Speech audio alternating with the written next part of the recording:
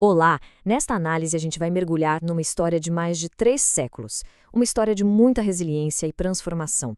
Vamos entender como a comunidade judaica americana foi sendo forjada, onda após onda de migração, com cada grupo fugindo de um mundo para construir outro totalmente novo. E tudo começa com uma pergunta que, se a gente parar para pensar, desafia a lógica. A história toda parte de um grupo minúsculo, apenas 23 pessoas, sem absolutamente nada além da roupa do corpo, fugindo da perseguição para chegar numa terra estranha e muitas vezes bem hostil. E é exatamente essa jornada que vamos percorrer, de um começo tão, mas tão humilde, para uma presença super influente e integrada na formação da América.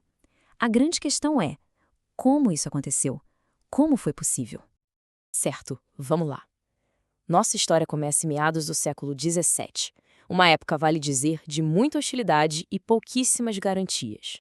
E aqui está o momento que dá o pontapé inicial em tudo. É 1654, e um navio, o St. Charles, atraca no que hoje a gente conhece como Nova York. A bordo, 23 judeus sefarditas, homens, mulheres, crianças, que tinham acabado de escapar da reconquista portuguesa do Brasil. Eles não eram imigrantes procurando oportunidade, não. Eles eram refugiados, desesperados, fugindo para sobreviver. A recepção foi tudo menos calorosa. O governador da colônia, um sujeito chamado Peter Stuyvesant, era abertamente hostil. Ele olhou para aquele pequeno grupo e viu um fardo, uma ameaça, e usou uma linguagem cheia de preconceito para exigir que eles fossem mandados embora na mesma hora. Mas olha que curioso, o destino deles não foi decidido pela intolerância, e sim pela economia. A Companhia Holandesa das Índias Ocidentais, lá de Amsterdã, tinha uma visão muito mais pragmática. Isso mostra bem a mentalidade da época, né? Grupos minoritários eram tolerados não por uma questão de princípio, mas por sua utilidade econômica. E foi por isso que eles simplesmente anularam a ordem do Stuyvesant. Os 23 refugiados puderam ficar, mas não como iguais. Foi um primeiro passo bem frágil, mas um passo que se provou fundamental. Aquele pequeno grupo foi só o começo, a semente. A comunidade judaica americana que existe hoje foi moldada por 3 grandes e distintas ondas de imigração. Cada uma delas trouxe suas próprias culturas, tradições e, claro, seus próprios desafios. O que é bem interessante aqui é como a gente consegue organizar mais de 250 anos de história. A primeira onda, a sefardita, foi pequenininha, mas foi ela que estabeleceu as bases. A segunda, a alemã, já trouxe um número maior de pessoas, muito focadas em subir na vida. E a terceira, a onda russa, bom, essa foi um êxodo em massa, uma fuga pela sobrevivência que mudou completamente a cara da comunidade. Muitos fugiam dos chamados pogroms, que eram massacres violentos e organizados contra eles. E essa comparação aqui deixa as diferenças bem claras. Os judeus alemães, que chegaram primeiro, eram no geral mais seculares e queriam se assimilar mais rápido. Foi com eles que surgiu o judaísmo reformista na América. Já os judeus russos chegaram bem depois, falando Yiddish, uma língua histórica fascinante, que mistura alemão, hebraico e línguas eslavas.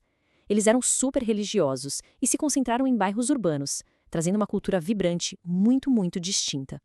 Então, toda essa diversidade de experiências levou a um debate interno fascinante. Afinal, como ser judeu na América? A liberdade religiosa desse novo mundo meio que forçou a comunidade a se redefinir, a repensar a fé longe daquelas estruturas rígidas da Europa. E o resultado disso foram 3 grandes ramos. A ortodoxia buscou preservar as tradições milenares e intactas. O judaísmo reformista, que veio com os imigrantes alemães, tentou harmonizar a fé com a vida moderna americana. E aí surgiu o judaísmo conservador, como uma espécie de ponte, tentando manter a tradição relevante para os novos tempos. Essa dinâmica, essa conversa entre os três, define a vida religiosa judaica americana até hoje. Agora vamos ver como essa comunidade, que estava em plena evolução, contribuiu para a nação como um todo. A verdade é que, desde os primeiros dias, os judeus americanos participaram ativamente da construção do país. Durante o momento mais decisivo da nação, a Guerra Civil, a comunidade judaica estava lá, profundamente envolvida. Cerca de 7.000 judeus lutaram com suas lealdades divididas pela região, exatamente como seus vizinhos não-judeus.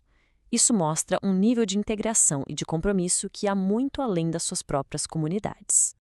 E essa citação nossa, ela é simplesmente poderosa. Judah P. Benjamin, uma das figuras judaicas mais prominentes daquela época, bateu de frente com o antissemitismo. A resposta dele não foi um pedido de desculpas de forma alguma. Foi uma afirmação cheia de orgulho da sua herança antiga, contrastando-a diretamente com a do seu acusador. E talvez nenhuma contribuição capture melhor o espírito da experiência judaica-americana do que essas palavras. Elas foram escritas por Emma Lazarus, uma poetisa de ascendência sefardita, e foram gravadas ali na base da Estátua da Liberdade. Elas acabaram transformando a experiência do imigrante judeu no símbolo universal da promessa da América. Então, como é que todos esses fios diferentes, sefardita, alemão, russo, se entrelaçaram? A história final é sobre essa fusão, sobre a criação de algo totalmente novo. Essa citação resume perfeitamente o resultado de tudo isso. Com o passar do tempo, as distinções entre as ondas de imigração foram se apagando. Casamentos entre os grupos, instituições compartilhadas e, claro, uma experiência americana em comum acabaram fundindo esses grupos numa única e multifacetada comunidade judaica americana. E assim, a gente termina onde começou, com uma pergunta. A história daqueles 23 refugiados que se tornaram uma comunidade próspera não é só uma história judaica. É uma história que reflete os desafios, as contradições e, no fim das contas, as possibilidades do que significa construir uma identidade numa terra de imigrantes. O que isso tudo nos diz sobre a promessa da América? Essa é uma questão para a gente continuar pensando.